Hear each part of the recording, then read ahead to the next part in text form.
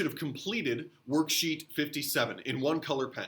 Now with a separate color pen here, you'll be able to watch me. We'll go through it quickly. Again, use your pause button because I will try to keep a good strong pace for many reasons, to respect your time, but also to try and keep our megabytes down on the upload. So use that pause if you need as we go through this. Worksheet 57, same directions as worksheet 56. Nouns, pronouns, verbs, adjectives. They're focusing on our ability to identify them and to see their function going on in the sentence. Okay.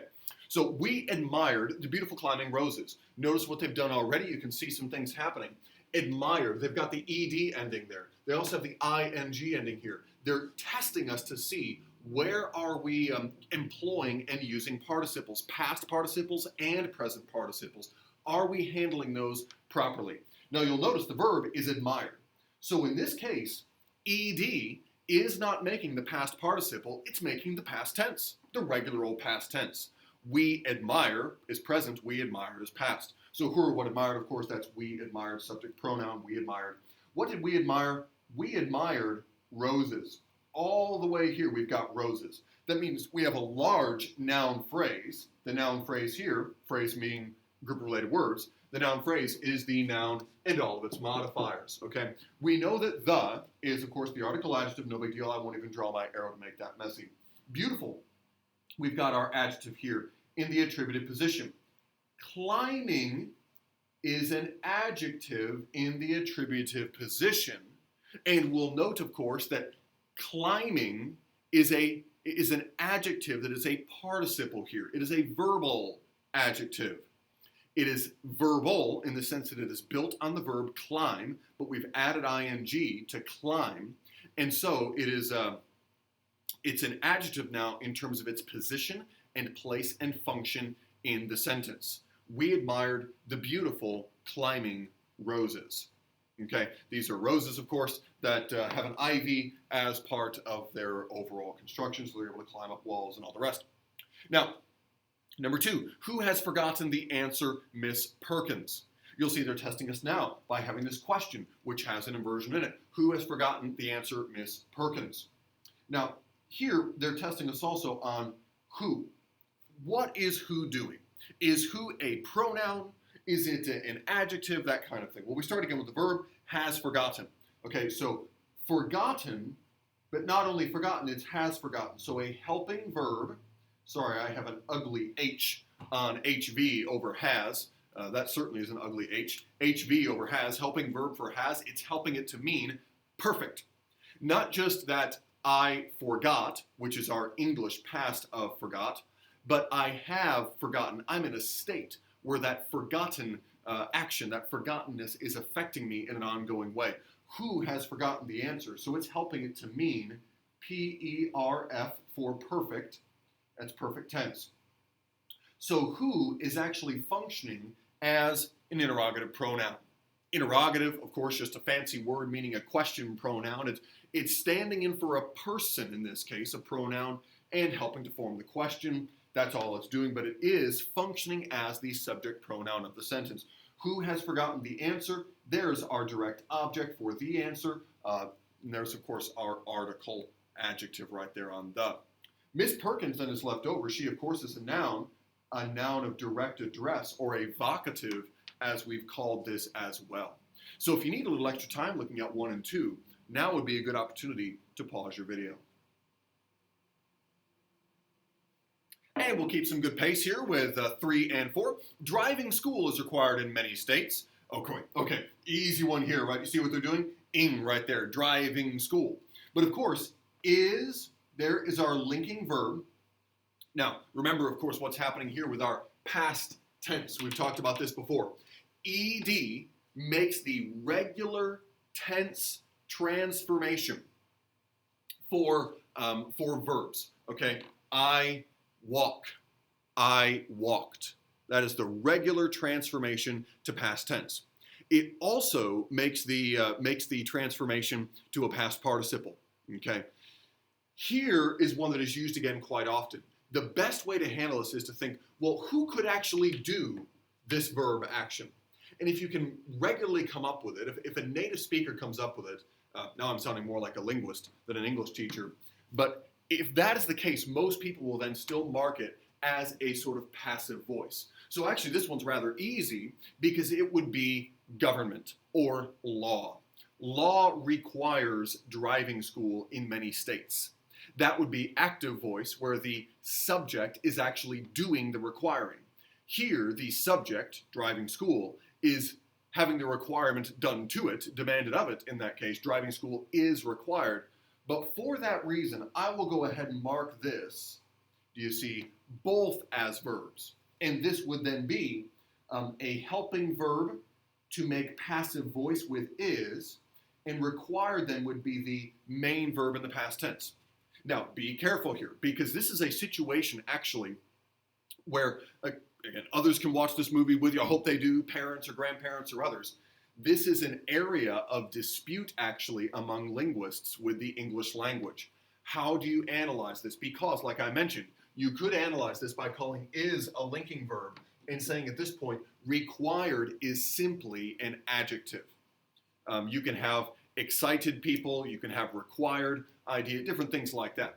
And it is an adjective. The question is, how do we handle it at root? Should we see it in this case as a verb? So I've given you my argument there. The reason I mark it this way is because the native English speaker will easily come up with who is actually doing the requiring and can make this transformation back to an active voice. Government requires driving school in many states. No problem, that's pretty easy. And so since a native English speaker can do that on this one, it's usually better to go the other way with a passive transformation to passive voice, helping verb for passive voice, and then the main verb on required. But again, many people are going to easily think of linking verb, predicate adjective, and that's actually quite legitimate as well in a way to mark out this grammar. So I'm not going to focus here on the prepositional phrase because as we go back to the top, that was not part of our directions. So I just put those parentheses around it and leave it alone. Now, put the paid and stamped bills in a stack on my desk.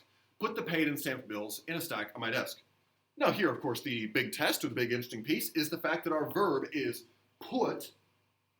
I hope you are recalling what this is called. It is not indicative. It is imperative. It is a command. The subject of any command is an understood or implied you subject pronoun. So there is a you subject pronoun there in your upper left-hand corner. Put is the verb. Okay? You put what? You put what? Put the bills. And here what we have actually, bills is the direct object, we have these compound adjectives. And I will go ahead and put C-A-D-J, just kind of to point that out. And I'll show us here our coordinating conjunction is in that way actually connecting these one to another. And I'll draw the arrow together. Just because it's useful to see how paid and stamped is functioning as a compound adjective there in that attributive position. Now, in a stack, that is a prepositional phrase, so is on my desk, and so we were not required to do that. If you need a moment there, pause it, and you can take a close look at 3 and 4. All right, and we'll do 5 and 6. 5 and 6 are nice and straightforward here, actually. Someone has taken the sugar and creamer, has taken, again, clearly our verb phrase. Okay, taken there is in its form for the perfect. Has is what helps a verb mean perfect. So I will put HV. I will also put PERF up above it for perfect. Who or what has taken? Someone has taken. Therefore, someone is functioning as a subject pronoun. Now, this one is an indefinite pronoun, and it can function in this way. I throw that out there actually to point this out to you. I hope you love grammar. I hope you can enjoy these things, and you'll be able to learn some of these things and all that, and certainly Mr. Sun has spent all that time. But actually, one of the things Winston Grammar is showing you here is, without even knowing the term indefinite pronoun, or like we saw a moment ago, interrogative pronoun, you can see that the function of this word is to be a subject pronoun. Now, you might say, wait a minute, why is it not a subject noun? Well, this is not the name of a person, place, or thing. This is standing in for that name. Okay, someone has sent me a video on Virtual Veritas. So who has? Is it Mr. Sunt or Mrs. Hale or whatever? Well, That helps you to know, actually, in this case, it's just referring generally to some person, okay? So clearly then it is a pronoun. You can see that it's functioning as the subject. Now, someone has taken what? Sugar, creamer, direct object, okay? These direct objects, remember, joined by the coordinating conjunction. I'm just going to draw arrows just because in this case, just to connect them or to show you what's going on there, remember. It is a compound direct object because the coordinating conjunction can join anything of equal grammatical rank. Clause to clause, phrase to phrase, or in this case, word to word. They carried the slain warrior back to the weeping widow. Carried. Oh, so easy this time. One word, right? Past tense. But notice how we could actually say they took the carried warrior back. You know, I mean, that would be a little bit silly. It'd be a strange kind of way to say it. But technically, this slain warrior is a carried warrior. Do you see actually how English uses the same word and the same word formation, that ed at the end of a verb, both for its past tense main verb and for its past participle, which functions as an adjective. Now, slain is a weird verb. It's an irregular verb, which is why it looks different here.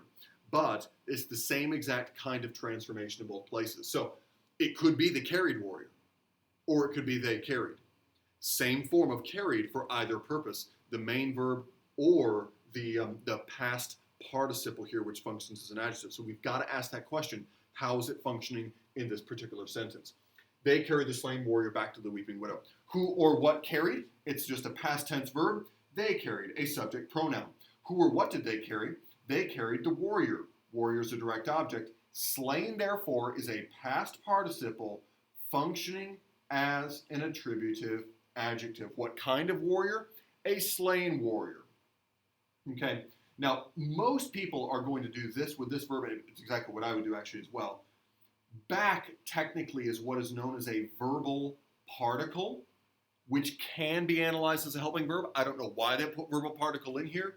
You also could analyze it as an adverb, okay? So well, I'll just go ahead and leave that. That part is not too big of a deal. Two, the weeping widow is a participial phrase. Now, it's interesting here, they have weeping in this one. An ing, which is modifying widow, that is a present participle. So, the woven fabric is too expensive. The woven fabric is too expensive. Fabric is too expensive. So is our linking verb. Expensive is the predicate adjective. Who or what is? The fabric is. There is the subject noun. The fabric is what? The fabric is expensive. Okay? That is our stripped down simple version of the sentence. Fabric is expensive. Now, fabric is too expensive. It's modifying an adjective, therefore it is an adverb. Woven is modifying a noun, therefore it is an adjective. And of course, the is the article adjective. Our enemy has fled to the hills. Our enemy has fled to the hills. So, has fled, helping verb, so it means perfect, main verb in fled. And who or what has fled? Our enemy has fled. There's a subject noun. Our is an adjective.